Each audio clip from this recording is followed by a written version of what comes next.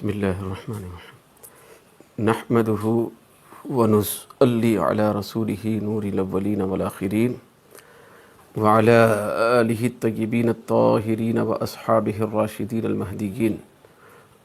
اعوذ باللہ من الشیطان الرجیم. بسم اللہ الرحمن الرحیم. انا وجدناہ صابرا نعم العبد انہ اواب. صدق اللہ مولانا العظیم.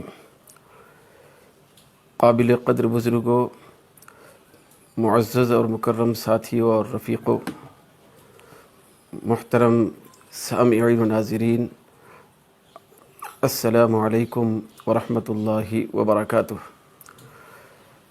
دوستو، آج محرم الحرام کی پہلی تاریخ ہے. پھر پہلی تاریخ کا آغاز ہو چکا ہے. 1445 ہجری کا آغاز ہوا ہے. تو آج کی جو مبارک تاریخ ہے، یکم محرم الحرام، یہ حضرت امیر المؤمنین قدوۃ السالکین خلیفہ دوم حضرت سیدنا عمر بن خطاب فاروق اعظم رضی اللہ تعالی عنہ کا یوم شہادت ہے. تو آج کے خاص موقع پر دوستو کچھ گزارشات آپ کے سامنے رکھنے کے لیے حاضر خدمت ہوں. حضرت سیدنا فاروق اعظم رضی اللہ تعالی عنہ کی ذات اقدس ہمہ جہت ذات ہے کہ ان کی سیرت اور ان کی شخصیت اور ان کی عظمت اور شان کے کسی پہلو پر بھی کما حق ہو گفتگو نہیں کی جا سکتی ہے.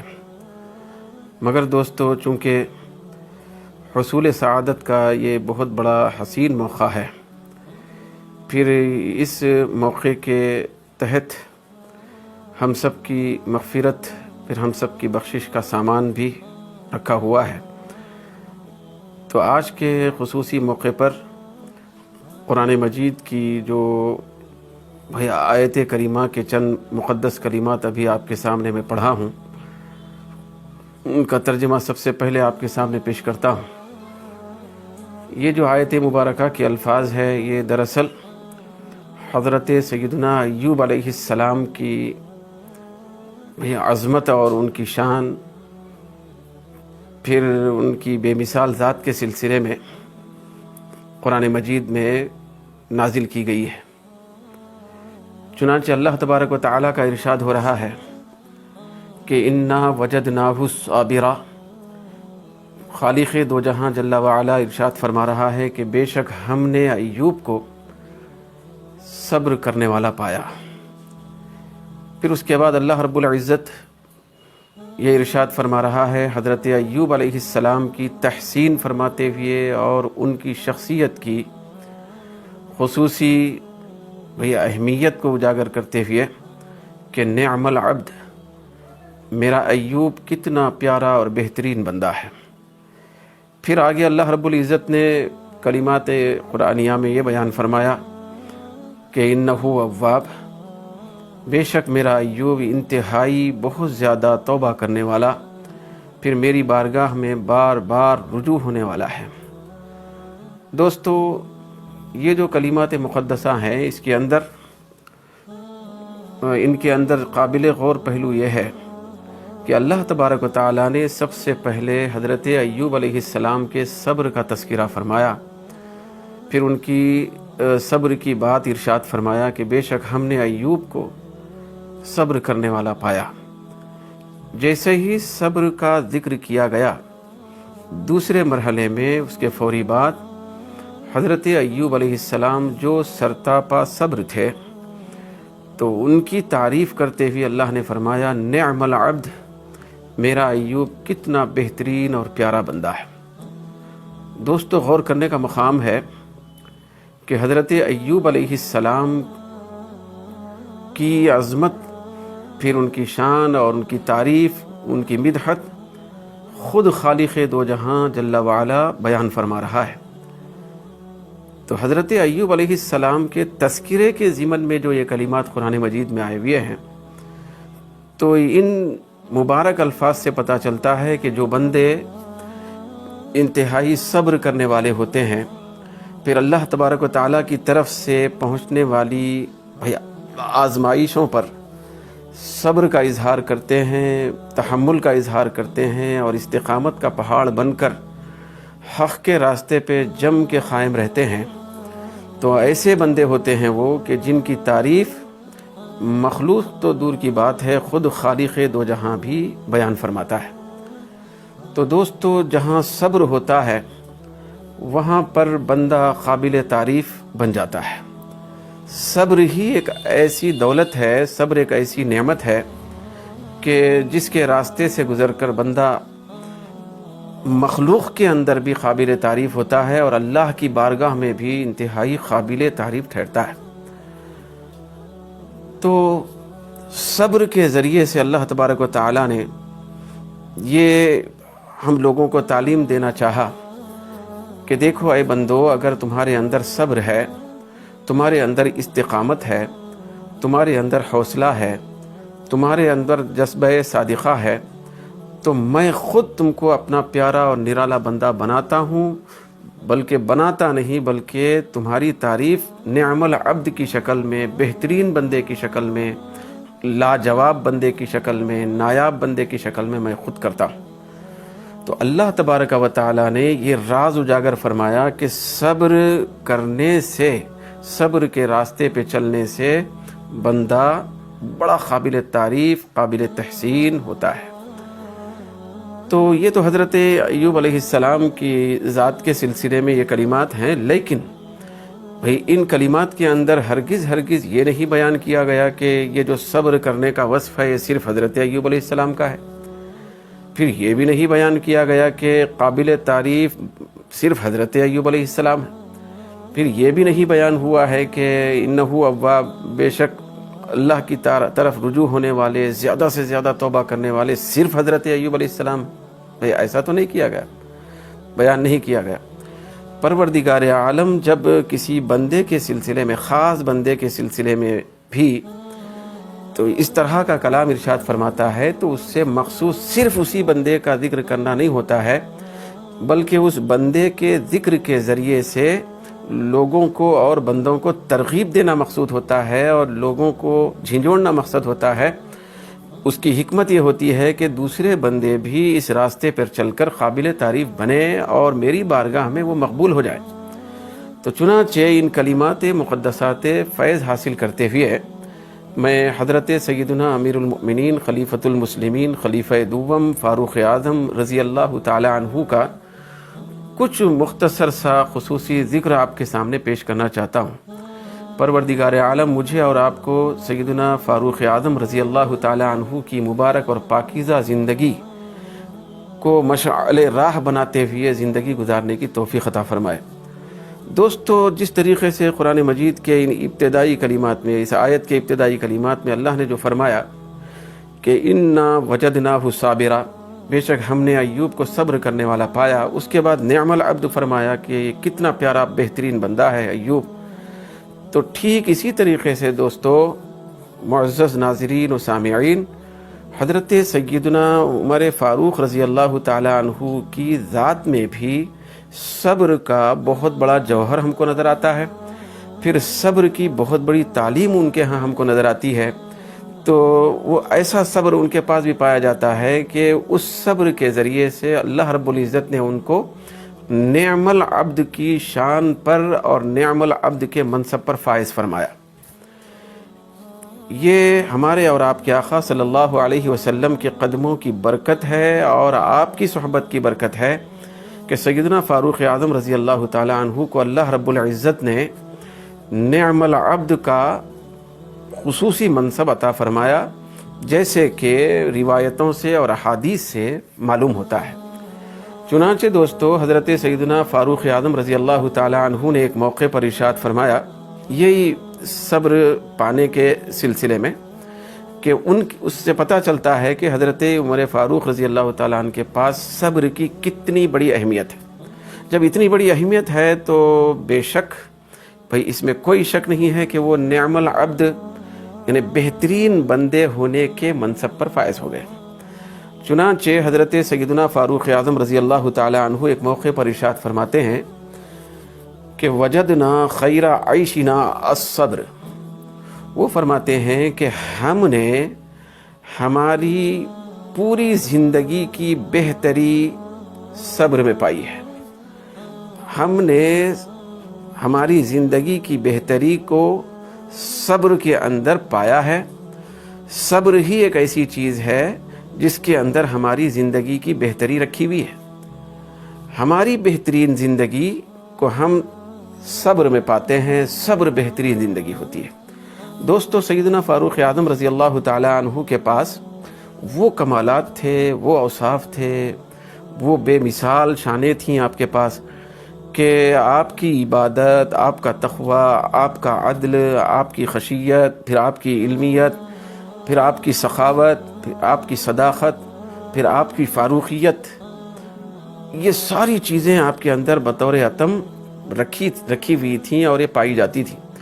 لیکن سیدنا فاروق اعظم رضی اللہ تعالی عنہ نے خاص طور پر صبر کا نام لیتے ہوئے ارشاد فرمایا کہ ہماری پوری زندگی کی بہتری کو ہم صبر میں پاتے ہیں اور صبر ہماری پوری زندگی کی بہتری ہے۔ یعنی مطلب یہ ہے کہ اس دنیا کی زندگی میں بھئی اگر کوئی بندہ بہترین زندگی گزارنا چاہتا ہے، پھر اپنی زندگی کے خیر کو، فائدے کو کما حق حاصل کرنا چاہتا ہے، تو اس بندے کو چاہیے کہ صبر کے راستے پہ چلے۔ کیوں؟ اس لیے کہ اللہ نے فرمایا کہ صبر کے راستے پہ جب بندہ چلتا ہے تو اللہ کی بارگاہ میں وہ نعم العبد بن جاتا ہے، یعنی بہترین بندہ بن جاتا ہے۔ پھر اللہ تعالیٰ خود فرشتوں اور مخلوق کے سامنے اس کی تعریف فرماتا ہے کہ کتنا پیارا بندہ ہے میرا کہ اس نے صبر کے راستے کو اختیار کیا۔ دوستو، اس صبر کا ذکر ہونے کے بعد میں آگے کا جو لفظ ہے اس کے سلسلے میں کچھ گفتگو آپ کے سامنے رکھوں گا کہ اللہ رب العزت نے جو فرمایا کہ ہم نے ایوب علیہ السلام کو، ایوب کو صابر اور صبر کرنے والا پایا، چونکہ وہ صابر ہیں، وہ بندہ میرا صبر کرنے والا ہے، لہذا نعم العبد، وہ کتنا پیارا بندہ ہے، وہ بہترین بندہ ہے۔ تو یہ جو بہترین بندے کا ٹائٹل ہے، نعم العبد کا یہ جو لقب ہے، ایک منصب ہے جو اللہ رب العزت نے خاص بندوں کے لیے بیان فرمایا، خاص بندے کے لیے۔ تو بہترین بندے کے بہت سارے وجوہات ہو سکتے ہیں۔ جب بندہ بہترین بنتا ہے تو اس کے کئی پہلو ہو سکتے ہیں بہترین بننے کے۔ بھیا بندے کے پاس اگر عمل اچھا ہے، بہترین بندہ، بہتر بندہ ہے۔ بندہ بڑا متقی پرہیزگار ہے، بہتر بندہ ہے۔ بندہ بڑا نمازی ہے، بہتر بندہ ہے۔ بندے کے پاس سخاوت کی کیفیت ہے، بہترین بندہ ہے۔ بندہ ہمیشہ صداقت اور سچائی میں رہتا ہے تو وہ بہترین بندہ ہے۔ کئی اعتبار سے بندہ بہتر بنتا ہے اور بہترین بنتا ہے، لیکن اللہ رب العزت نے یہاں ان کلمات کے اندر ہم کو یہ سبق دیا ہے کہ اگر میرے پاس سب سے زیادہ بہترین کوئی بندہ ہوتا ہے تو وہ صبر کرنے والا بندہ ہوتا ہے۔ تو صبر کے بعد بندے کے اندر انتہائی بہت بڑے درجے کی بہتری آ جاتی ہے اور بہترین بن جاتا ہے۔ تو بہترین جب بن جاتا ہے تو اس بہترین بندے کے اندر بہت سارے خصوصیات ہوتے ہیں، بہت سارے کمالات ہوتے ہیں۔ لیکن دوستو، میں حضرت سیدنا فاروق اعظم رضی اللہ تعالی عنہ کی ذات کے حوالے سے میں مختصر کر کے یہ بات آپ کے سامنے عرض کر رہا ہوں کہ سیدنا فاروق اعظم رضی اللہ تعالی عنہ کی ذات اقدس میں کئی پہلوؤں سے، کئی اعتبارات سے، کئی لحاظ سے بہت بڑی شانیں رکھی ہوئی تھی، بہت زیادہ۔ ہم ان کی ایک شان کو بھی کما حقو بیان نہیں کر سکتے، لیکن وہ ساری جتنی شانیں تھیں سیدنا فاروق اعظم رضی اللہ تعالیٰ عنہ کی ذات اقدس کے اندر رکھی ہوئی، تو ان کو میں دو حصوں میں تقسیم کرنا چاہتا ہوں ساری شانوں کو سمیٹتے ہوئے کہ ایک دیکھیے سیدنا فاروق اعظم رضی اللہ تعالیٰ عنہ کی بہت بڑی شان تھی جلالت، رعب اور دبدبہ۔ تو حضرت سیدنا فاروق اعظم رضی اللہ تعالیٰ عنہ کے ذات اقدس کے اندر ایک بہت بڑی شان اللہ نے یہ ودیعت کر رکھی تھی کہ ان کے اندر اللہ رب العزت نے جلال رکھا تھا۔ جیسا کہ مختلف روایات کو ہم سنتے رہتے ہیں کہ سیدنا فاروق اعظم رضی اللہ تعالیٰ عنہ کے رعب اور دبدبے اور جلال کا عالم یہ تھا کہ قیصر و کسریٰ آپ کے نام سے کانپتے تھے۔ یہ تو انسان کی بات ہے، یہ تو انسان جو انسانی شکل میں رہنے والے جو بڑے بادشاہ تھے ان کی بات ہے کہ آپ کے نام سے بھی وہ کانپتے تھے۔ دیگر روایتوں سے پتہ چلتا ہے کہ سیدنا فاروق اعظم رضی اللہ تعالی عنہ سے شیطان بھی تھراتا تھا۔ بھئی آپ کے جلال کے سامنے شیطان پر نہیں مار سکتا تھا، شیطان ٹک نہیں سکتا تھا۔ انشاءاللہ تعالی میں ابھی آگے آپ کے سامنے عرض کروں گا۔ تو ایک پہلو حضرت سیدنا فاروق اعظم رضی اللہ تعالیٰ عنہ کی ذات اقدس میں نعم العبد کی جو کیفیت تھی آپ کے اندر، بھئی اس کا ایک پہلو یہ تھا کہ آپ کے اندر جلال تھا۔ دوسرا پہلو آپ کے اندر اس کا بالکل برعکس تھا، وہ تھا جمال۔ مطلب یہ ہے کہ ایک پہلو آپ کے اندر سختی کا تھا، دوسرا پہلو نرمی کا تھا۔ جہاں آپ بہت زیادہ سخت تھے وہیں پر آپ بہت زیادہ نرم بھی تھے۔ یہ دو الگ الگ کیفیتیں آپ کے اندر رکھی ہوئی تھیں، اور جب اس طرح کی دو الگ الگ خوبیاں، دو الگ الگ کیفیتیں کسی بندے کے اندر رکھی جاتی ہیں تو وہ نعم العبد کے بہت بڑے منصب پر فائز ہو جاتا ہے۔ وہ بندہ بھئی اولیاء ولی نہیں ہوتا بلکہ اولیاء کا سردار ہو جاتا ہے۔ وہ بندہ اللہ تبارک و تعالیٰ کا صرف مقرب نہیں ہوتا بلکہ سید المقربین ٹھہر جاتا ہے۔ تو یہ خوبی حضرت سیدنا فاروق اعظم رضی اللہ تعالیٰ عنہ کے اندر موجود تھی۔ جلال بھی تھا، جمال بھی تھا، شدت بھی تھی، نرمی بھی تھی، سختی بھی تھی، نرمی بھی تھی۔ چنانچہ سیدنا فاروق اعظم رضی اللہ تعالیٰ عنہ خود ارشاد فرماتے ہیں کہ واللہ لقد لان قلبی فی اللہ حتی لہو الین من الزبد۔ آپ فرماتے ہیں کہ خدا کی قسم میرا دل اللہ کے بارے میں، پروردگار عالم کے بارے میں، اللہ کے بارے میں اتنا نرم ہو گیا ہے، پھر اتنا نرم ہے یہاں تک کہ وہ مسکے سے بھی زیادہ نرم ہے۔ سیدنا فاروق اعظم رضی اللہ تعالیٰ عنہ نے اس جملے کے اندر جمال کو بیان فرمایا، نرمی کی کیفیت کو بیان فرمایا۔ آپ نے ہمارے ذہن میں وہ جو بسا ہوا ہے دوستو کہ حضرت عمر رضی اللہ تعالیٰ عنہ جب نام ہم سنتے ہیں تو جلال، غضب، پھر ان کی جو شان و شوکت، دبدبا، یہ ہمارے ذہن میں تصور آتا ہے۔ یقیناً یہ بھی ایک رخ ہے آپ کی زندگی کا، لیکن دوستو اس سے ہٹ کے ایک دوسرا بالکل اس کا برعکس رخ بھی ہے، وہ ہے جمال اور نرمی۔ چنانچہ آپ فرما رہے ہیں کہ میرا دل مسکے سے بھی زیادہ نرم ہے اللہ کے لیے۔ پھر اسی طریقے سے آپ کا ارشاد ہے دوستو وَلَقَدِ اشْتَدَّ قَلْبِي فِي اللَّهِ حَتَّى لَهُوَ أَشَدُّ مِنَ الْحَجَرِ۔ بھئی آپ فرماتے ہیں کہ میرا دل پروردگار عالم کے خاطر، بھئی اللہ کے خاطر، اللہ کے لیے میرا دل سخت بھی ہو گیا ہے، بڑا سخت بھی ہے، یہاں تک کہ وہ اتنا بڑا سخت ہے کہ پتھر سے بھی زیادہ سخت ہے۔ تو ایک طرف آپ کے جلال کی کیفیت ہے، دوسری طرف آپ کے جمال کی کیفیت ہے، پھر ایک طرف آپ کی سختی کی کیفیت ہے، دوسری طرف آپ کی نرمی کی حالت ہے۔ تو اس طرح قرآن مجید کے اندر بھی صحابہ کرام کی جماعت کے حوالے سے اللہ رب العزت نے بیان فرمایا کہ محمد الرسول اللہ والذین معہ وشداء علی الکفار رحماء بینہم۔ بھئی اللہ فرماتا ہے کہ محمد صلی اللہ علیہ وسلم اللہ کے رسول ہیں، جو ان کے ساتھ ہیں ان کے صحابہ ہیں۔ یعنی سرکار کے صحابہ کے بارے میں اللہ رب العزت نے تعریف میں فرمایا کہ میرے نبی کے صحابہ، میرے محبوب کے صحابہ شداء علی الکفار، کافروں پر بڑے سخت ہیں، رحماء بینہم، آپس میں اپنوں پر بڑے رحم دل ہیں۔ تو دو شانیں ہیں صحابہ کرام کے اندر، دو شانیں ہیں، لیکن یہ دو شانیں حضرت سیدنا فاروق اعظم رضی اللہ تعالیٰ عنہ کی ذات اقدس میں بہت زیادہ پیارے نرالے انداز میں پائی جاتی ہے۔ تو چنانچہ دوستو حضرت سیدنا فاروق اعظم رضی اللہ تعالیٰ عنہ جہاں اپنے اندر سختی رکھتے تھے، جلال رکھتے تھے، تو جلال کی شدت، پھر جلال کی عظمت، جلال کی کیفیت کی برتری کا عالم یہ تھا کہ شیطان جیسی طاقت یہ آپ کے سامنے ٹک نہیں سکتی تھی۔ یہاں تک کہ روایتوں میں آیا ہے، احادیث میں آتا ہے کہ سیدنا فاروق اعظم رضی اللہ تعالی عنہ جب کسی راستے سے گزرتے جب آپ کا گزر ہوتا کسی گلی سے، راستے سے، تو راستے کے دوسرے سمت سے اگر شیطان آتا ہوتا تو سیدنا فاروق اعظم رضی اللہ تعالی عنہ کو جب راستے کے ایک رخ سے آتا ہوا شیطان دیکھتا تو راستہ بدلنے پر مجبور ہوتا تھا اور بدل کے وہ بھاگ جاتا تھا اور راہ فرار اختیار کرتا تھا۔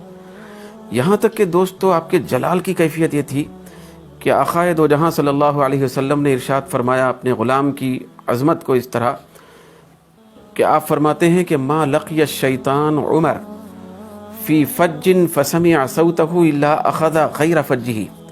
حضور فرماتے ہیں شیطان میرے عمر سے ملاقات نہیں کرتا ہے کسی بھی راستے میں، مگر جب وہ آواز سنتا ہے حضرت عمر کی، میرے عمر کی آواز سنتا ہے تو صرف آواز سن کر، دیکھا بھی نہیں سمجھے، صرف آواز بھی اگر سنتا ہے تو وہ راستے کا رخ بدل کر دوسرے راستے پر جانے اور بھاگنے پر مجبور ہو جاتا ہے۔